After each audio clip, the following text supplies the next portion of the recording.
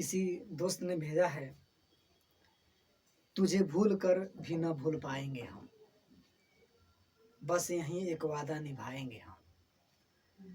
तुझे भूल कर भी न भूल पाएंगे हम, बस यहीं एक वादा निभाएंगे हम। मिटा देंगे खुद को जहां से, कहते हैं कि मिटा देंगे खुद को भी जहां से, लेकिन तेरे नाम से न मिटा पाएंगे हम, न मिटा पाएंगे हम।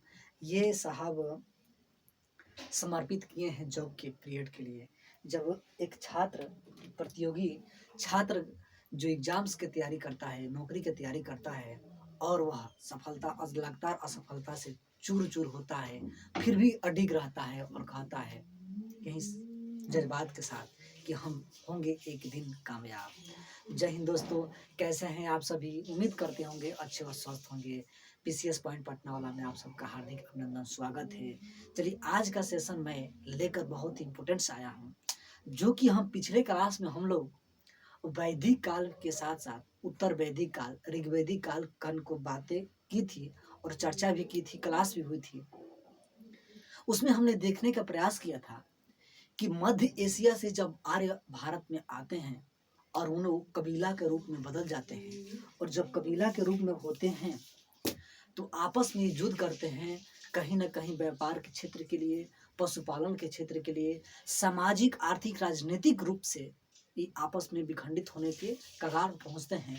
और वहाँ पे जो वो कबीले हुआ करते थे, जन के लोगों के समूह में रहते हैं, और लोगों के समूह से जनपद का निर्माण करते हैं, और जनपद से आज बढ़ के बड़ा होके महाजनपद का निर्माण होता है। वहीं भारत में जो ये कबीले हुआ करते थे, अपने अपने क्षेत्र का शासन प्रशासन करना प्रारंभ कर चुके थे। उसी कालखंड को देखते हैं जब हम आते हैं तो भारत में 16 महाजनपदों की क्या होती है, विकास होता है। और वहीं विकास वहाँ दो तरह का चलता है विकास, शासन जो किंग मेकर का काम करते हैं कबीले, तो एक तो चलते हैं कि राजतंत्र, एक चलाते हैं राजतंत्र, जहाँ पे शासन करने का अधिकार ये शासन करता है राजा, वहाँ किंग मेकर होता है, और राजा शासन करता है अपने जन में, अपने जनपद में और अपने महाजनपद। दूसरी तरफ हम देखते हैं गणतंत्र की बात, जहाँ पे शासन संघ के द्वारा होगा, एक ग्रुप के अकॉर्डिंग होगा, एक संघात्मक दृष्टि से एक ग्रुप के अकॉर्डिंग होगा। ठीक है, जब ये कबीला थे आपस में एक जन के रूप में रहते थे, और जन से ये लोग बन गए जनपद। जन से जनपद का निर्माण होता है, और जनपद मिलकर एक बड़े महाजनपद का निर्माण करते हैं। और महाजनपद यही कबीला ये 16 भागों में बट जाते हैं। जब 16 भागों में बट के एक महाजनपद का निर्माण करते हैं, अलग अलग अपने क्षेत्र का विकास करते हैं, और शेष क्षेत्र का साथ ही साथ वो क्या करते हैं, नेतृत्व करते हैं। उसी में बन के आता है जो कि सामाजिक आर्थिक राजनीतिक रूप से ये लोग क्या होते हैं, सक्षम हो जाते हैं। जब सक्षम होते हैं तब हमको देखने को मिलता है सर महाजनपदों का उदय। और महाजनपदों का उदय हमारे भारत में इस कालखंड मिलता है, जो का इसका क्षेत्रफल यहाँ पे हम आपको इस भारत के क्षेत्रफल में हम दिखाएंगे। और भारत के क्षेत्रफल के साथ साथ भारत के जो बाहरी क्षेत्र थे, वहाँ भी जनपदों की क्या होती थी, राजाओं द्वारा शासन प्रशासन का कार्य होता था, उसका भी हम लोग डिस्कस करेंगे। साथ ही साथ यहाँ हम देखने का प्रयास करेंगे कि ये जो बिहार का क्षेत्र है, यूपी का क्षेत्र है, यहाँ पे ज़्यादातर, और एक साउथ का क्षेत्र है इधर साइड में, और ये महाराष्ट्र और मध्य प्रदेश का क्षेत्र रहता है, इधर ये लोग क्या करते हैं, निवास करते हैं। हम इसकी चर्चा करेंगे। सबसे पहले मैं इसका जानने का प्रयास करते हैं हम लोग कि जब ये जनपदों की बात होती है सर, तो इसकी जानकारी कहाँ हमको मिलती है। तो ये हमको जानकारी मिलती है सर बौद्ध ग्रंथों से। 16वीं शताब्दी में बौद्ध जब का उदय होता है, बौद्ध धर्म रहता है, और बौद्ध धर्म के जब जन्म से पूर्व का ये हमको जानकारी मिलती है। जानकारी किससे मिलती है, तो बुद्ध के जन्म से पूर्व में एक होता है बौद्ध ग्रंथ का एकदम अच्छा ही उनका ग्रंथ, जिसको अंगुत्तर निकाय के नाम से हम जानते हैं। और एक तरफ बौद्ध धर्म से हमको जानकारी मिलती है और दूसरी तरफ हमको जैन धर्म से, जैन ग्रंथ से भी हमको जानकारी मिलती है महाजनपदों की बात। और महाजनपदों में 16 जनपद होते हैं, इनकी जानकारी अंगुत्तर निकाय से मिलती है। ये बौद्ध धर्म की बात कहें, इनकी जानकारी प्राप्त होती है बौद्ध ग्रंथ के अंगुत्तर निकाय से। जहाँ पे जैन धर्म की बात किया जाए तो जैन ग्रंथ की ये भगवती सूत्र से जानकारी हमको मिलती है कि महाजनपद जो थे 16 भागों में बटे हुए थे। Right sir. देखिए अगला क्वेश्चन पूछा है सर कि ये जहाँ महाजनपद जो बनते हैं, महाजनपद का निर्माण होता है, ये बड़े बड़े कबीले आपस में मिलकर जनपद का निर्माण करते हैं और जन से जनपद बनाते हैं और जनपद से महाजनपद का निर्माण करते हैं। तो इस तरह से इनका निर्माण होता है सर। ठीक। और मैं बहुत अच्छे तरह से सुसंगठित रूप से हर क्षेत्र को एक जगह एकत्रित करके मैं सजाया हूँ और सजाने के साथ क्रम याद करने का बहुत अच्छा तरीका भी अपनाया हूँ। जैसे कि जब ये बिहार का क्षेत्र होता है सर, यहाँ बिहार का क्षेत्र होता है और बिहार से कितने महाजनपदों की जानकारी मिलती है और कितने महाजनपद थे, वहाँ की राजधानियाँ कहाँ थी, उसका क्षेत्र विस्तार कहाँ तक था, इस तरह से मैं सजाया हूँ। इसके साथ ही साथ उत्तर प्रदेश के जो क्षेत्र हैं, उत्तर प्रदेश में कितने महाजनपद मिलते हैं, इनकी क्या राजधानी रहती है, इनका क्षेत्र क्या रहता है, इसका भी हम डिस्कशन करेंगे। यानी कि हम लोग इस कालखंड की जानकारी प्राप्त करते हैं इस तरह से कि पहला महाजनपद की बात आएगी सर, महाजनपद, और महाजनपद के साथ राजधानी आएगी इसकी और इसका क्षेत्रफल आएगा, और क्षेत्रफल के साथ साथ आधुनिक नाम हम देखने को मिलता है कि इनका आधुनिक नाम क्या था। राइट। चलिए ठीक है। सबसे पहले हम बिहार का क्षेत्र देखते हैं तो एक आता है मगध। क्या था सर? मगध, जिसकी राजधानी हुआ करती थी गिरिव्रज, जिसे हम राजगीर के नाम से जानते हैं वर्तमान में। ठीक है। और इस तरह देखा जाए इसका क्षेत्र क्या क्या था, कहाँ तक विस्तार हुआ था इस क्षेत्र का, मगध का, तो मगध पटना गया सहित, पटना और गया साइड का जो क्षेत्र था वहाँ मगध का विस्तार हुआ था। राइट। साथ ही साथ बिहार में एक और मिलता है जनपद, महाजनपद, जो उसका नाम रहता है अंग, और अंग की राजधानी होती है चंपा। अंग की राजधानी चंपा, मगध का राजगृह या कि गिरिव्रज। ठीक। अंग की राजधानी चंपा होती है और चंपा का जो क्षेत्र होता है भागलपुर और मुंगेर का जो क्षेत्र बिहार के है, इसका क्षेत्रफल है, क्षेत्र है बिहार का। उसके बाद वजी महाजनपद का राजधानी होता है वैशाली, और वैशाली में जो ये इसकी राजधानी होती है वजी की, और वैशाली का क्षेत्र देखा जाए तो मिथिला क्षेत्र रहता है जो मिथिलांचल क्षेत्र में आता है, और साथ ही साथ विदेह जो आता है, और लिच्छवी कहा जाता था यहाँ वैशाली क्षेत्र का, ये वजी में ही आता है। ठीक। ये रहा बिहार का 3 महाजनपद। उत्तर प्रदेश की बात किया जाए तो उत्तर प्रदेश में सबसे मशहूर ये तीनों इंपोर्टेंट है। VVI है सर, VVI इंपोर्टेंट है, तीनों का तीनों पूछता रहता है हर एग्जाम्स में। अगला है उत्तर प्रदेश में हम काशी को देखते हैं, तो काशी को हम जो वर्तमान में इसकी राजधानी वाराणसी है, जो वाराणसी के आसपास जो का क्षेत्र था ये काशी क्षेत्र में हुआ करता था, और काशी की राजधानी वाराणसी थी, और वाराणसी की जो क्षेत्र थे इसके अकॉर्डिंग आते थे, काशी के अकॉर्डिंग आते थे। ठीक। इसके बाद वत्स है, और वत्स जो है कौशाम्बी का क्षेत्र राजधानी थी, वत्स की राजधानी कौशाम्बी रहती है, और कौशाम्बी जो आता है बहुत इंपॉर्टेंट है, और कौशाम्बी जो क्षेत्र है सर, इलाहाबाद के इलाके, इलाहाबाद के जो आसपास के क्षेत्र थे कौशाम्बी सहित, ये यूपी में आते हैं, ये वत्स में कहलाते थे, वत्स में आते थे, यानी कि कौशाम्बी के इस क्षेत्र में आते थे। तीसरा कोश से कौशाम्बी, कोश से कौशल की बात करेंगे सर, तो ये कौशल जब आएंगे तो कौशल में देखेंगे कौशल की राजधानी श्रावस्ती होती है, और श्रावस्ती जो आती है फैजाबाद का क्षेत्र आता है उत्तर प्रदेश। अब देखिए जब फैजाबाद आएगा तो वर्तमान में उसका नाम बदल के क्या कर दिया गया, अयोध्या, यानी कि अयोध्या का जो आसपास का क्षेत्र था ये कौशल के अकॉर्डिंग आता था, कौशल के अंतर्गत आता था।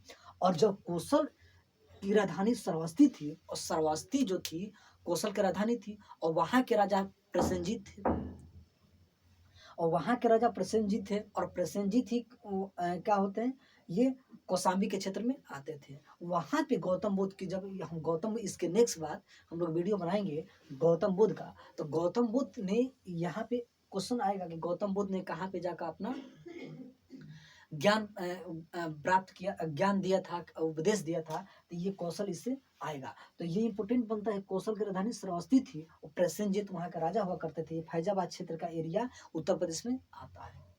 नेक्स्ट देखते हैं पंचाल। और पंचाल का राजधानी अहिचत्र था और यहाँ कंपिलय इसकी राजधानी भी कहा जाता था। पंचाल का और पंचाल का क्षेत्र जो है बरेली आएगा, बदाऊं आएगा, फर्रुखाबाद, यूपी सहित ये जितने क्षेत्र आते हैं 3 बरेली, बदाऊं और साथ साथ फर्रुखाबाद, ये यूपी के क्षेत्र में आते थे, जिसे कि पंचाल कहा जाता है। ठीक। इसके बाद एक और इम्पोर्टेंट ये है सूरसेन। सूरसेन से इसकी राजधानी हुआ करती थी मथुरा। मथुरा के आसपास जो क्षेत्र आते थे, छोटे छोटे गांव आते थे, ये मथुरा के क्षेत्र में आते थे और सूरसेन की राजधानी मथुरा हुआ करती थी। राइट।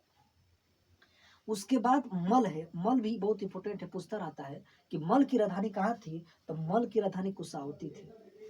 मल की राजधानी कुशावती थी और कुशावती जो है बहुत इंपोर्टेंट पूछता है। कुशावती जो देवरिया का क्षेत्र है, बस्ती का क्षेत्र है, वर्तमान में गोरखपुर का क्षेत्र है, ये तीनों जो गोरखपुर, बस्ती और गोंडा के क्षेत्र आते हैं, ये यूपी के क्षेत्र में आते थे। मल के क्षेत्र में आते थे, जो कि मल की राजधानी थी क्या, कुशावती। एक और इम्पोर्टेंट है चेदी। और चेदी की राजधानी शक्तिमती हुआ करती थी। चेदी की राजधानी शक्तिमती हुआ करती थी और इसका क्षेत्र बुंदेलखंड के आसपास जो मध्य प्रदेश साइड के आते हैं, उत्तर प्रदेश सहित उत्तर प्रदेश के क्षेत्र में बुंदेलखंड आता है, किंतु कुछ न कुछ इसका जो भाग था मध्य प्रदेश के ही आसपास बॉर्डर बनाता है। तो बुंदेलखंड वाला क्षेत्र चेदी था और चेदी की राजधानी शक्तिमती थी, ये क्षेत्र इसमें आता है। एक और आता है इंपोर्टेंस कुरु। कु से कुरु क्षेत्र याद करिएगा। और कुरु क्षेत्र का ये क्षेत्र आता था तो कुरु कहलाता था।